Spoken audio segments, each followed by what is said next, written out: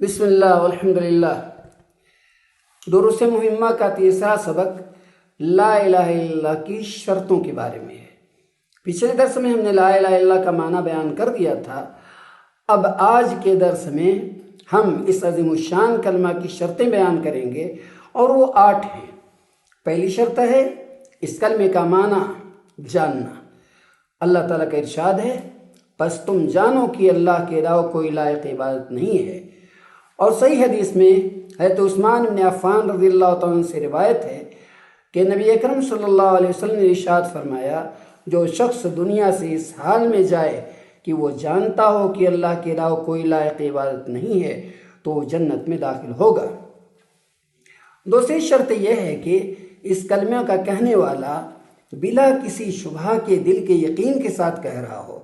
اللہ تعالیٰ کا ارشاد ہے، بلا شبہ مومن وہ لوگ ہیں جو اللہ اس کے رسول پر ایمان لائے، پھر انہوں نے شک نہیں کیا اور اللہ کی راہ میں جان و مال سے جہاد کیا، یہی لوگ اپنے ایمان میں سچے ہیں۔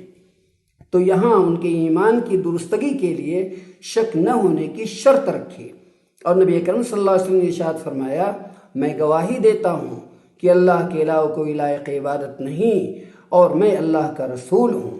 جو بندہ بھی بغیر کسی شک کے ان دونوں کلمہ کے ساتھ اللہ سے ملاقات کرے گا وہ جنت میں ضرور داخل ہوگا۔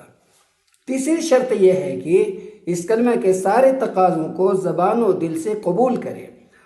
اگر اللہ تبارک تعالیٰ نے قرآن کریم میں ان امتوں کی ہلاکتوں کے اور عذاب کے قصے بیان فرمائے ہیں جنہوں نے رسولوں کی بات ٹھکرا دی، اللہ تعالیٰ نے قرآن کریم میں ان امتوں کی ہلاکتوں کے اور عذاب کے قصے بیان فرمائے ہیں جنہوں نے رسولوں کی بات ٹھکرا دی اور قبول نہیں کی۔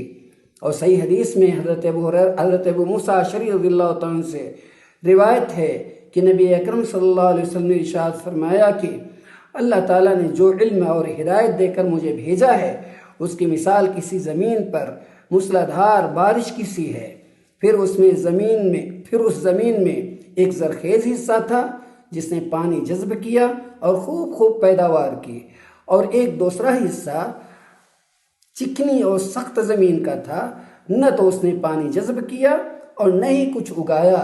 تو یہ مثال ہے اس کی جس نے دین کی سمجھ حاصل کی اور اللہ نے اسے میری لائی ہدایت سے فائدہ پہنچایا، پھر اس نے سیکھا بھی سکھایا بھی، اور مثال ہے اس کی جس نے میری لائی ہدایت کی طرف سر ہی نہیں اٹھایا اور قبول بھی نہیں کیا۔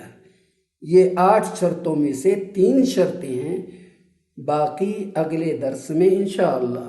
وصلی اللہ علی نبینا محمد۔